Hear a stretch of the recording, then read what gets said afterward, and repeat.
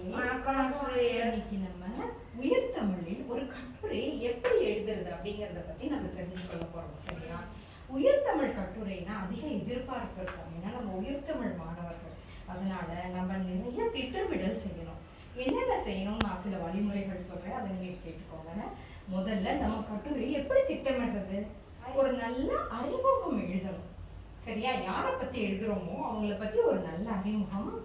அடுத்தது கதை, கதையின் வளர்ச்சி, அந்த கதாபாத்திரத்தின் செயல்பாடு, அவங்க என்னென்ன செயல் செய்தாங்க, அப்புறம் கதையின் உச்சக்கட்டம், அதுதான் முக்கியமானது, கிளைமேக்ஸ்னு சொல்லுவாங்க.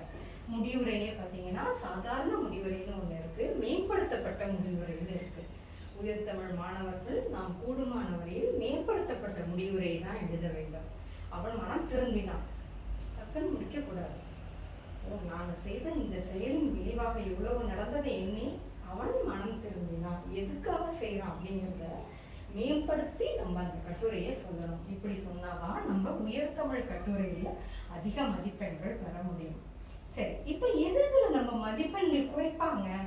இலக்கண பிழைகளை நம்ம தவிர்க்கணும். எப்படி இலக்கண பிழைகள் செய்யறது பார்த்தீங்கன்னா, அவர் தொலைக்காட்சி பார்த்தான், அவர்னு இருக்கு. அப்ப நம்ம இங்க என்ன எழுதணும்? அவர்னா வயதானவரோ முதியவரோ வயது பெரியவர்கள் இல்லையா, அதனால பார்த்தார். யாழினி நண்பனிடம் கூறினாள், எழுத்து பிழைகள் தவிர்க்கணும்.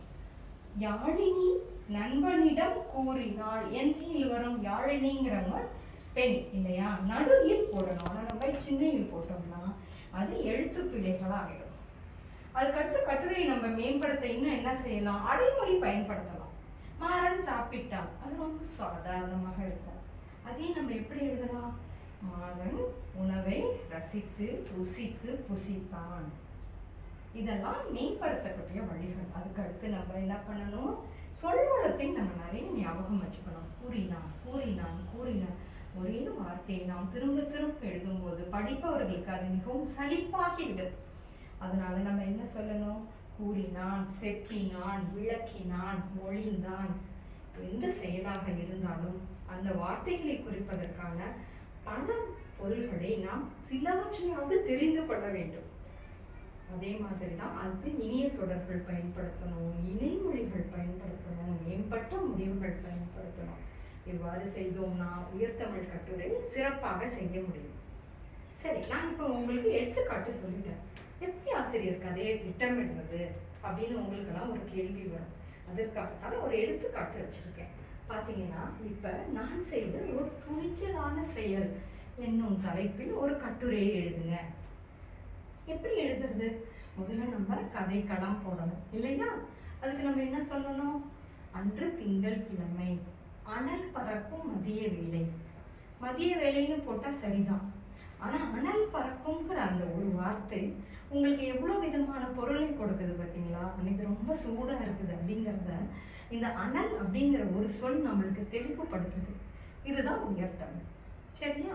அதுக்கு அடுத்தது என்ன? பள்ளி முடிந்து களைப்போடு கூடிய வியர்வையோடு நான் துணைப்பாட வகுப்பிற்கு சென்று கொண்டிருந்தேன். ஏன்னா நான் பள்ளிக்கு போயிட்டு வந்துட்டேன், அதனால எனக்கு களைப்பா இருக்கு. அனல் பறக்கும் மதிய வேலைங்கிறதுனால வியர்வை ஊற்றுது, அதனால நான் மிகவும் களைப்பா போறேன். இதுதான் கதைக்களம். அதுக்கடுத்து கதையில செயல்பாடுகள் என்ன இருக்கு? சாலை ஓரத்தில் ஒரு முதியவர் வெயிலின் தாக்கம் தாங்க முடியாமல். இப்ப கதையில நம்ம என்ன சொல்ல போறோம்? ஒரு முதியவர் வெயில்னால மிகவும் கஷ்டப்படுறார் அப்படிங்கிறது தான் இந்த கதையோட முக்கியமான கருத்து.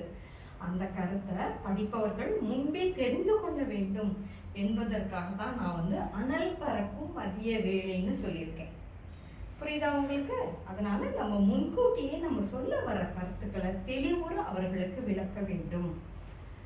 வெயிலின் தாக்கம் தாங்க முடியாமல் தரையில் சரிந்து கிடந்தார், அத்தோடு மூச்சு விடக்கூட திணறிக் கொண்டிருந்தார்.